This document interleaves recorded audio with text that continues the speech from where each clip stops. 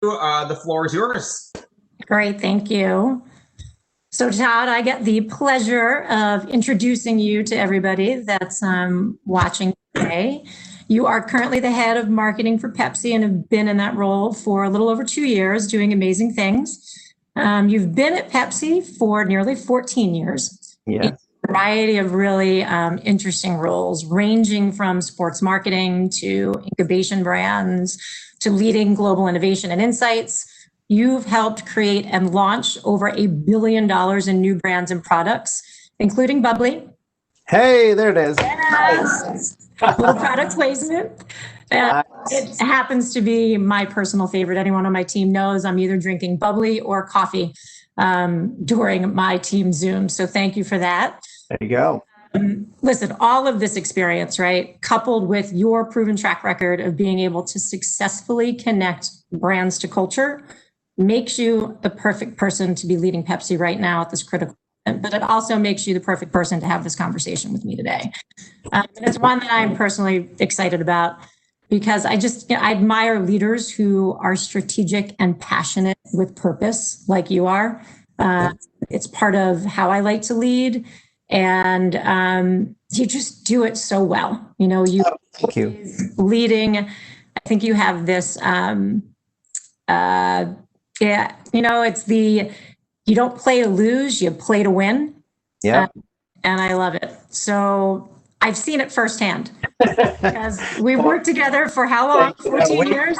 We go way back. Absolutely. No. And we, first of all, I appreciate you saying all that. And obviously I've been around for a while with PepsiCo and yeah, you know, we've been having a lot of fun over here and obviously partnering with you guys at CBS Viacom for a number of years. I remember my very first year at PepsiCo, my job was helping to create a branded entertainment group and we had partnered with you guys on MTV and I think this virtual Laguna Beach we were making, I think when that was all the big craze and you know, and we've been working together ever since on a number of stuff. So it's also, you know, likewise, I'm so just excited to be here chatting with you today, Karen, just because obviously, you know, you guys do it, you know, better than anyone as well in the industry. So just happy to be here. Thank you. Yeah, that was virtual Laguna Beach. Virtual Laguna Beach, which by the way is not far from real Laguna Beach, which is not like I'm from Southern California, so I'm from Seal Beach. So I'm wearing my Lakers gear today, repping them because this past weekend, aside from my birthday, I am super excited for the Lakers victory. So just have to get that out there. So all right, good. Excellent. I'm glad you were able to express that. It's part of you know, we talked about our history and our team's history, but I think, you know, all of the amazing partnerships that we've worked on together with your team, with Content Collective, with your brands over the years have really been inspired by and guided by your unique approach to marketing. So I definitely want to dig in a little bit on that. Sure. Now that you've been at brand Pepsi for just over 2 years, you've turned out some incredible campaigns and content over that time. I'd love for you to talk about how you've kind of repositioned the brand and what it means to you to embrace that challenger mindset. Yeah, no, I mean, well, first of all, I don't take it lightly coming onto a brand like Pepsi. You know, it's been very different from coming from some of my previous assignments. Before this was leading our water business, where, as you mentioned, started Bubbly and Life Water, Yep. a very entrepreneurial kind of vibe. Coming into a role like Pepsi, this storied, iconic brand that's been around forever, and there's a weight and responsibility that comes with it. And as you talk about it, the Pepsi's got this great kind of heritage as a challenger brand. You know, when most people think of Pepsi, they think of it in the context of this rivalry of Coke and Pepsi, and it's been going on for years. It's been, you know, a storied marketing battle that's been written about in the textbooks, back to the Pepsi Challenge in the 70s, New Coke in the 80s, all our celebrities in the 90s, beyond, like all the back and forth. And so coming in, I wanted to make sure one of the things we did was really re-energize this challenger spirit. And I thought, you know, it was really first important for our team to understand, you know, what is a challenger mindset. And there's a lot of misnomers out there that a lot of people think that, you know, being a challenger brand is just, oh, because you're number 2 or because you're challenged on market share or something. And that has nothing to do with it. That means you're more challenged. You know, being a challenger is really all about a mindset where you got to challenge something, whether it's challenging convention, a way of doing things, a competitor. And so we've done that across the board over these last couple of years on Pepsi. You know, everything from as simple as On the innovation side, challenging, what is cola, coming up with Nitro Pepsi, which uses nitrogen gas instead of carbonation, like a Guinness, for this really cool cascading experience, all the way to challenging marketing norms, like bringing a NFL stadium tailgate into your house, because the stadiums are closed, but all the way, what we're most known for is challenging our competitor over the years, as I mentioned. And so we've had our fair share of fun with that as well, but in a modern way. If you go back to the Super Bowl a couple years ago in Atlanta, we launched this campaign, Pepsi's More Than Okay, where we took on our greatest cultural truth that our brand's really ever known, which is the fact that most people's interaction with their brand goes like this. We're in a restaurant, someone orders a drink, and the server says, "Is Pepsi okay?" Literally serving our drink with an apology, which was a horrible experience. And so, we decided to address it head on and have a lot of fun with it with Cardi B and Lil Jon, who are both known for their very famous OKs, and Steve Carell in a fun Super Bowl spot. And did a lot of fun 360 activation around Atlanta, which is Coke's headquarters, taking out billboards that said, "Thanks for hosting Atlanta, we'll bring the drinks," and Pepsi in Atlanta, how refreshing, and all this PR stunts around a cola truce we did where we snuck a statue into the world of Coke around our founder. We just have a lot of fun with it. And it's, we don't take ourselves too seriously, but it really also starts with, as a brand, having a healthy self-awareness of who we are and who we want to be, and what we're trying to do out there. And so it's been a really fun way to kind of get this brand back into the cultural conversation. Yeah, I think, when you think about all the cultural listening that you do, taking something that could be perceived as a negative, that experience of, is Pepsi okay, and turning it into a true marketing campaign, to me. And I just think that was just genius. I love hearing you talk about that. And you also talk about, I think, you're always leading with that consumer first approach. Yep. And you've said things in the past like culture in, brand out. Yeah.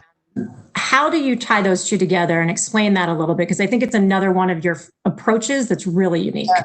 No, I appreciate you bringing that up. And as you mentioned, I think to me, the way to simplify it is do what consumers are thinking, feeling, to connect with them on their terms rather than on your brand's terms is the simplest way. And so, that's one of the things I'm hoping folks can really take away is just how important it is for brands to connect with culture. And so, a lot of people in marketing, my assertion is that a lot of people are overly concerned with the paid side of marketing in the equation, where a lot of brands spend all their time making TV spots, media buys, ROI analysis, all that. And just to be clear, I know I'm talking to CBS Viacom, that's very important, and that is a critical piece of the marketing mix. However, what I think people lose is they undervalue the role of what I would call cultural relevance, which is this idea of organic buzz. So, the BS test is on social media. Are people talking about it? Did I see it pop into my feeds organically? Earned media and PR or media outlets? Is it on the news? Is it in your article feeds? Are you getting text alerts and things on it? And if you are, then you have an idea that's going to get a lot more topspin and kind of start to spiral and really do a lot, more impact for your brand. And so there's this idea that we've started with my team I call culture in versus brand out. And the concept's pretty simple.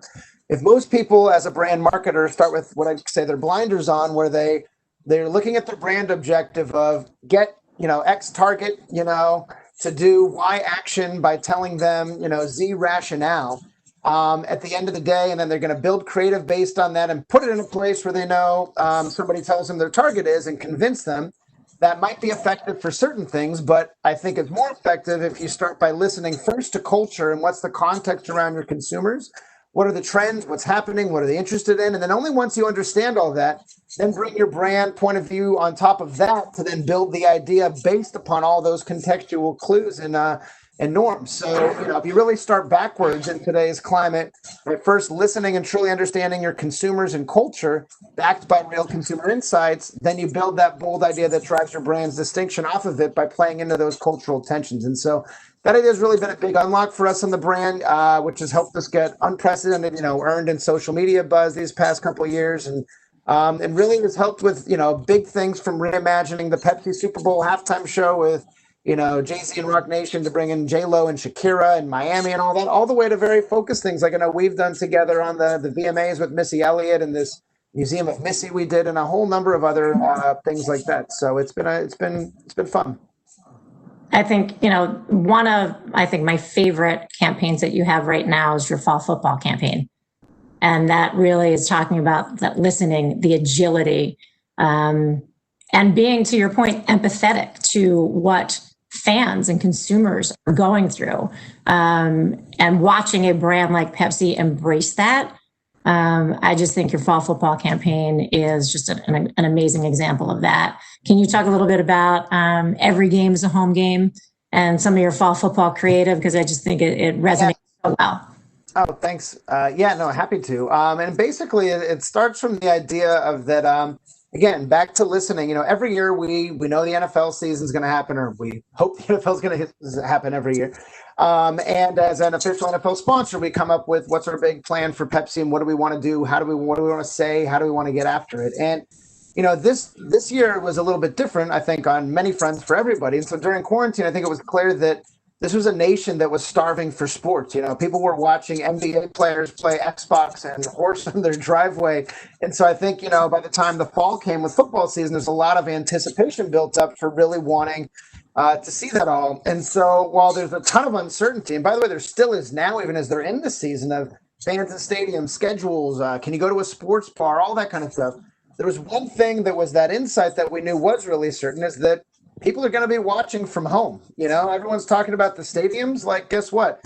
Over 90% of football fans watch from their home anyhow. And the great news for us is Pepsi's an endemic part of that at-home experience. People watching on their house with a Pepsi and a pizza, bag of chips. And so we built a whole campaign that plays upon this insight. We call it Made for Football Watching, and it shows fans in the creative showing the intensity of the at-home viewing occasion, like a sports spot would for Gatorade or Nike or whatever. But we've created a lot of really fun, creative new ways for fans to celebrate at home, playing on that tension. So as you were saying, football's such an emotional sport where people have these deep-rooted traditions with their family that were absolutely disrupted by the pandemic for the in-stadium experience. And so one thing we did was we created a tailgate in a box for people who are missing the pregame ritual, where we literally made a wooden crate with a grill and screens and sound system that fans could win. And we even took a New York Jets fan and paved 1,000 square feet of parking lot asphalt over it, and recreated an authentic stadium tailgate experience on their front lawn with an end zone and everything. All the way to, in Pittsburgh, we found these season ticket holders, a dad and his son have been going to Steelers games together. This guy's been going for over 50 years. And as a family, was such a big part of their tradition, they were unable to go this year due to some health restrictions. He's high risk because he just got over cancer. And so we partnered with the Steelers to actually remove their 2 season ticket holder seats from the stadium, literally from Heinz Field, bring them to their house and install them in their living room, and have a really emotive story we told there. And there's been a number of different things like that we've been able to do, team to team, and different consumers that have continued to engage with fans real time throughout the season, to really help them level up this idea of fandom at home and try and bring some normalcy to this very, different football season everyone's going through. And if anyone has not seen that, some of that short form creative, they should check it out. It's great. Oh, yeah, there are a lot of brands struggling right now, with how to be there for their consumers, and I just think just a kudos to you for being so committed and so consumer first when it really matters. And go back to even 6 months ago. Right now we're talking about sports. Go back to the beginning when you literally had to go dark. You decided to go dark. Change up your creative. What did you do? What did you and your team do kind of as we entered these unprecedented times? I just think some of the agility around did this summer as well. Yeah, no, I think it's a great question. And I think, listen, every company and brand out there has had to do something a little bit differently this year and pivot a little bit. But I think the key skill I've been trying to reinforce with my team is this notion of agility, which, if back to being culture led, culture changes so quickly these days that you can't get caught flat footed, so no matter what comes our way, we're ready to adapt and move quickly. And it's been a muscle we've really started to build and build out a lot more this year. And so, initially this was a little tough to swallow. We started 2020 really strong as a brand. We just launched our new campaign, That's What I Like. We had a big push on Pepsi Zero Sugar at the Super Bowl. Talked about the Pepsi Super Bowl halftime show with Jayla and Shakira. So we had a ton of momentum. When the pandemic hit, we had to quickly make the call to go dark because it was the right thing to do. We wanted to be empathetic with what people were going through, and we had to rethink.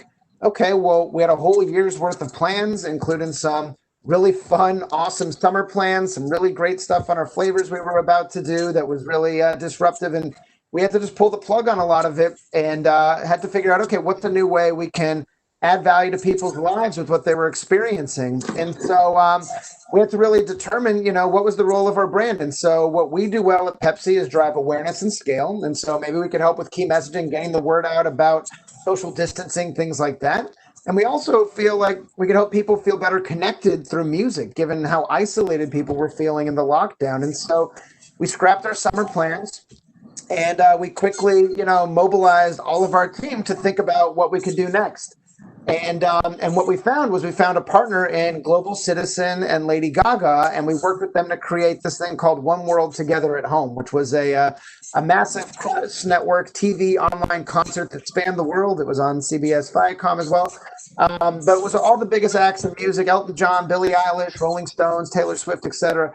But we pulled this thing together with them and a number of other folks in a matter of weeks. Where literally our team quickly, developed the logo, created marketing materials, media buys to get the word out, partnered just across the board. And it was really at a time when people needed entertainment more than ever. And so it was a great way to kind of bridge our heritage in music as a brand to help people connect and do some good in the process. And so, we have lots of stories like that have happened even after that, as we started to really prove out, we can move a lot quicker than we think. And we've done a lot of things as even the cultural vibe has changed the course of the summer all the way to now football season, and it's continuing to. I think that's the headline: is agility is so necessary nowadays because you don't know what the world's going to look like tomorrow.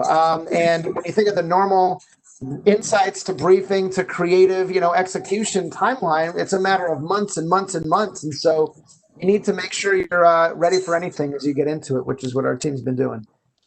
Yeah, and you've been doing it very well. And I think that, happy to support and give a spotlight to that as you go along. We're talking right now a lot about the brand Pepsi. Let's talk about just you in general and your leadership over the last last 14 years. We've talked about how our brands have a lot in common. I think our companies have a lot in common in terms of leadership. What is it about the culture at PepsiCo that's kept you there,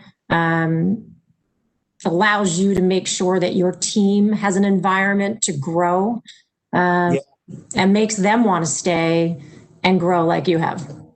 Yeah, well, first of all, I think at PepsiCo overall, it's always about the people. Like, I feel like the people, and you've had the pleasure of meeting a number of my peers and colleagues over the years, and just really just great quality people. But I'd say aside from that, for me, the reason I've been here for so long, it's, every time you say I've been here for 14 years, I'm like, man, I sound like a dinosaur. But it's one of those things where, I've actually been fortunate to have the opportunity to have a variety of different roles, and all of them have been very different from one another. And that's actually one of the big motivators for me is I have this belief that if you aren't learning, you're dying. And every role I've taken on, from starting new water brands, turning around a big brand like Pepsi, working on, food service or a number of these other areas of the business, has always been just an additive skill and trying to get something else and learn. And I always try with every new role to better myself and my, whether it's just from a marketing acumen all the way to leadership, acumen. And as a leader, I'm somebody who I like to bring a level of authenticity and realness into the team environment, which I think works well now that we're starting to see everyone's kids and dogs and workspaces in our day-to-day work meetings, and so that plays nicely into that. But also, I'm a huge proponent of diversity and divergent thinking within teams. And that's where creativity is born from: different perspectives, thinking of new things. And I've always been a big believer of bringing your whole self to work. Case in point, I'm wearing my Lakers sweatshirt right now. But I think it's important for people to feel comfortable at work with what they're doing. They're spending so much time at work with these people to make sure you're connecting in the right ways and feel authentically like you can bring your whole self there. And so I also think that's really helped us through this past year to have a lot of those difficult conversations around the role of race in the workplace and in culture. And it's all just brought all of us closer together. And then the other thing I think that's really kind of key there is PepsiCo's been a place where we can constantly be on this quest for creative excellence. They value the big idea and really disruptive thinking, which is I love kind of creating and doing and coming up with new things and pushing my teams and agencies and each other to get better. And I feel like we're always pushing each other to get better. And we use this mantra, within our team that the best ideas often start with no, which again, as a big company, we hear that a lot from our legal team, from our cross-functional partners, from, oh, that's too crazy, or oh, that timeline. And so obviously you got to have the right balance, ebb and flow of how you do those sort of things. But it's a great way for us to kind of appropriately fight for the right ideas and continue to push forward, creative excellence with everything going on. So but all that stuff, it's just been such an honor to lead such an incredible team of people. And we've really become much closer over the last handful of months because of everything going on, which has been great.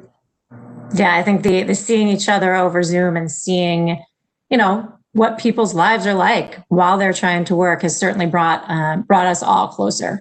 You talk about the culture at Pepsi. One of the things that you do is rotate roles. People move around, right? And I think that is something that, when you talk about the diversity of ideas, making sure that people are well-rounded. Can you talk about, that as, a strategy within PepsiCo? Yeah, no, it certainly is. And it's one of those things that while the flip side, I'm sure it can be very annoying at times for partners like yourself, where you're building great rapport and then a new person comes in and is like, oh, I want to change this strategy or that. The great thing is it's really focused on investing in talent development and giving new stretch assignments, whether it's from a leadership, from a functional skill, a side of the business, something like that, and really just finding ways to connect people to different parts of the organization. And as you stay there for a number of years and everybody's rotating around, you build a network of people in different parts of the organization, which also helps.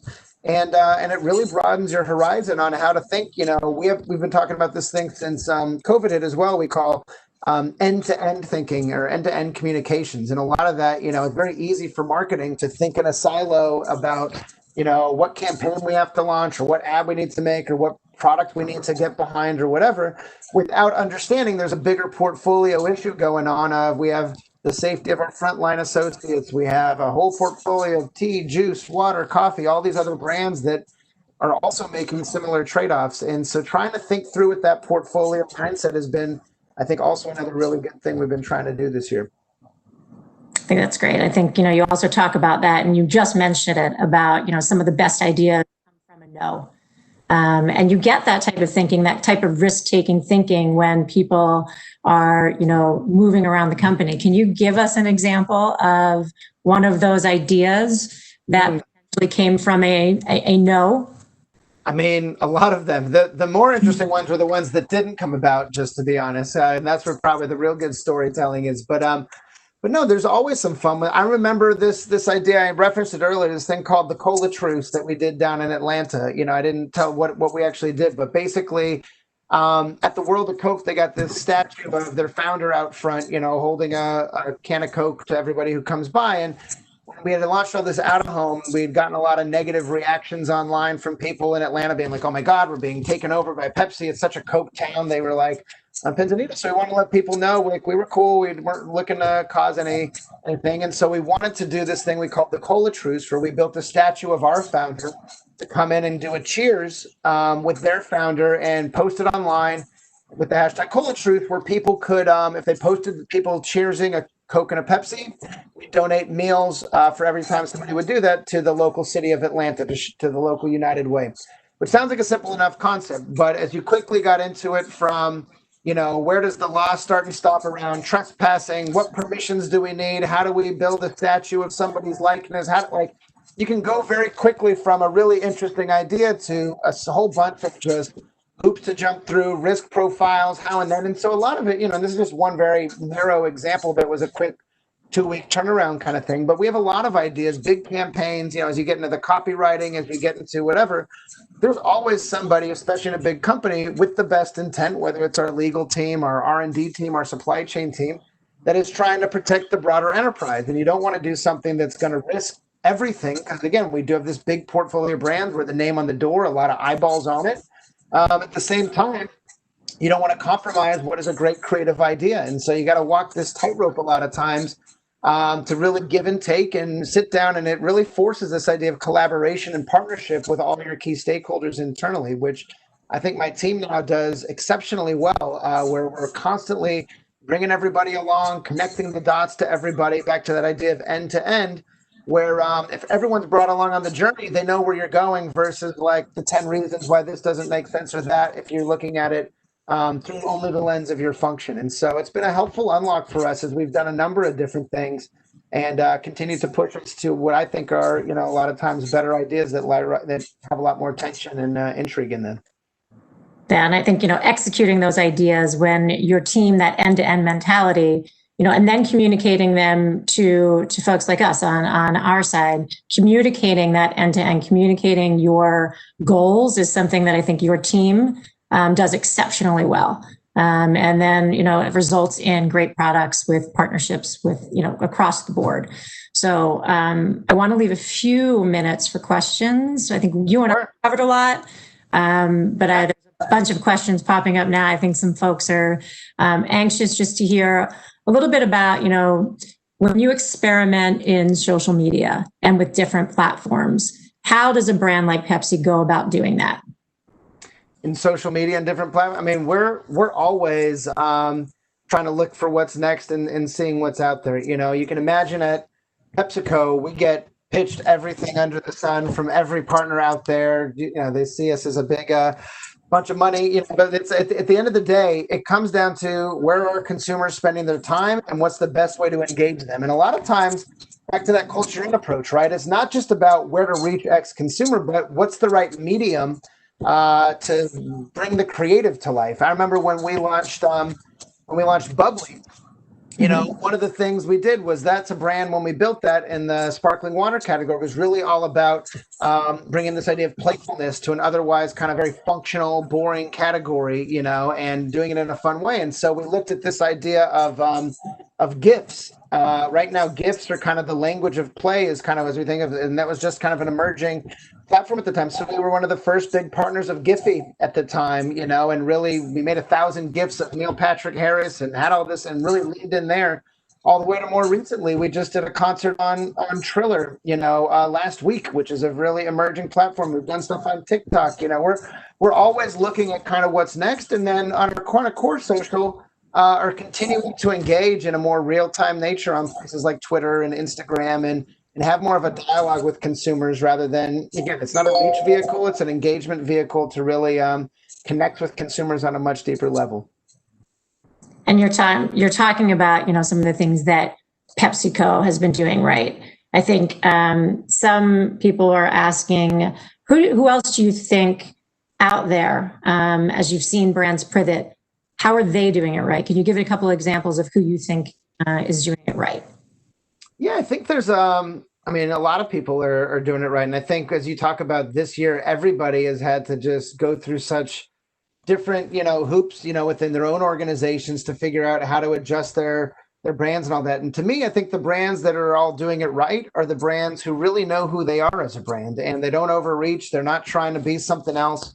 If you can erase your brand's logo from the creative and put another one's on, it's probably wrong, right? And I can't tell you how many times during the pandemic, I would see, the piano keys start and we're all in this together. And you could have literally had any brand, but it's all very noble, good stuff that was happening. But so I think it's this balance of, brands who know their lane. So one I think that does that tremendously well is I like what Anheuser-Busch is doing. They know the role that they're doing with Bud Light, with Was Out, and they brought that back, around the pandemic as a way to reconnect with people. They've done a social distancing pack, of 6 feet apart, a lot of like silly, fun stunts and things like we're doing some similar things in that regard as well. But, brands that don't take themselves too seriously, they know the lane that they should play in and really continuing to lean in there. Great. And then a couple people asking about Super Bowl halftime show, knowing how many you've been a part of. A few people are asking what is your favorite Super Bowl halftime show and why? Wow. So so I, not to go through my whole history, but I was leading our sports marketing efforts during our first Super Bowl halftime show with Beyonce. That was when the lights went out in New Orleans, when that whole thing happened. And that was a really fun one because we had actually made the first fan-led intro for the halftime show. I think the 10 seconds prior had, I think, a couple 100,000 fan photos, tell the countdown and all that. And there was a lot of fun. Just it was our first big foray into this space. But I think year after year, it's just only gotten bigger and better and more exciting. Obviously, last year was awesome with J-Lo and Shakira and was a ton of fun getting that going. And I think this coming year, will be even more fun, which we're really, really excited about when we're ready to announce anything on that front. But it's just really been a great platform that embodies what the brand is all about. This idea of unapologetic enjoyment on that kind of big stage where and music and culture all coming together, and being able to be a part of it and help shape it and partner with the league and Rock Nation and the artists has been just awesome. Just watching it grow and evolve over the years. Great. Everybody is looking forward to what you have in store for us this year. Yeah. Stay tuned. You touched a little bit on your history. There are a few questions that are all kind of the same theme for people that are just starting out. They want to know what advice you would give. What was your path? Any things that they should do, not do that you did. That any advice you can share. Yeah, no, I'll give a little bit more about my path, I guess, in that regard. So, like I said, I'm from Southern California originally, did my undergrad out in the Midwest at Northwestern, and then sports marketing. So I did a lot of work with Visa International on the global side. I'm just really cutting my teeth. I was on the agency side, but based in-house at Visa's headquarters there. Got to really understand big events, really just see how a lot of the worked on the global side and all that. Came out east for business school at Yale, and that's where I found Pepsi and have been ever since. And I've had a variety of different roles, from branded entertainment to energy, sports marketing, Mountain Dew, innovation, insights, all of that kind of stuff. And I think at the end of the day, one of the things that I think has really helped me over the years is this idea of anytime you're in a new role, someone's going to come to you and say, here's the role, here's the job description, here's what you need to do. And I think try to it almost gets back to this idea of being consumer led, like try to see the role as it is, not as it's being told to you, right? And so there's also sometimes opportunities around the edge that can be a little bit broader or more interesting to kind of bring into that role that might not be a part of the brief you're getting. And so continuing to push and look for those opportunities. And then I think the other thing for me, a lot of people who talk career talk to me about the idea of getting an MBA or not, as an example. And I went to go back and get my MBA, and listen, there's no one right or wrong answer, especially in marketing. What I usually tell people is that when you call somebody who went to law school, you call them a lawyer. When you call someone who went to med school, you call them a doctor. You call someone who went to business school, just a dude with an MBA. Like it doesn't change really anything other than it broadens your purview, it broadens your network and all of that. And so I don't know that I tapped into a lot of that stuff directly out of business school. I'd say now at my level, I'm tapping into a lot more of that as you look at the organizational behavior stuff, or I'm interacting more with finance and supply chain and having to understand a little bit of that. So but the point of that is there's no one way to do it. And that it doesn't say, if you go to business school or, you go to this kind of internship. It really comes down to how you approach your role and how you approach your job, and trying to continuing to push and speak up when you're at a more junior level. I can't tell you how much I love when the junior folks on our team are weighing in and voicing their opinion fearlessly in meetings and just making themselves heard. So I would just continue to do that and take each role by the horns. You actually just reminded me of a story about making yourself heard or noticed when you were an intern. I think that you look. I love that. There's a great story there that I just think you have to make yourself known and heard, and similar to how you first met Indra, you have to put yourself out there. Yeah, I'll give you those two beats. So when I first when I was at business school at Yale, Indra was speaking on campus because she had gone there and she was one of like the keynote speakers. And I went up to her after the thing and just said, "Hey, do you guys recruit interns?" And she turned to Dave Berwick at the time was the CMO. She's like, "I don't know, do we?" And he said, "Yep." And it turned out they didn't, but they just started to at that point. So I got to interview and luckily got the job. But then even in my internship, we had this tradition at the time called the Pepsi summer intern bash, and every year they would make the interns do some fun, silly, thing with each other in front of the whole company. And so the year that I was an intern, we did a 1980s fashion show, and everybody came out dressed like Madonna, someone was Don Johnson, Miami Vice. So for some reason, I thought it was a good idea to do Tom Cruise in Risky Business. For anyone who hasn't seen that movie, the same reason, a white button-down shirt and his underwear and socks and nothing else, and lip syncing this song "Old Time Rock and Roll." So I did that in front of the entire company and got hired shortly after that. So I don't know if it was correlated, but it was definitely a memorable moment. It got a lot of buzz over the summer and was just fun. And again, me authentically being, I'm a bit of a goofball and silly person as well. So it was just a fun thing. But obviously, I would say be appropriate if you are going to do anything like that. Don't take that literally as something you should be doing. No, exactly. There's a difference, and being, to your leadership style, that passionate with purpose. Yeah. I think that's a thread that, again, I relate to, and I've seen it woven through everything that you do, from external leadership to internal leadership. This is a great place to, wrap it up and just thank you. I mean, this has been, again, you and I joked earlier about, it took us, 14 years to have a conversation like this. So thanks for coming. Thanks for sharing that challenger mindset. I think it's important, the culture in and brand out approach. It's just great to see a leader and a company getting it right. And we'll be watching over the next couple of weeks and certainly supporting what you're doing, and really looking forward to what you have coming up for us next. Thanks so much, Karen. And again, appreciate the opportunity to chat with you, and always love it. So appreciate it. Great. All right. So I think we were closing out the day. Is that the day? Do we just peace out? We're good for the day now. Everyone's done, or is David going to come back and wrap it up? I don't know. I don't know. I don't know, but I guess if you're watching, you're free to close your browser now, and maybe we should do the same. Okay, great. Awesome. All right. Take it easy. All right. See ya. Bye, everyone.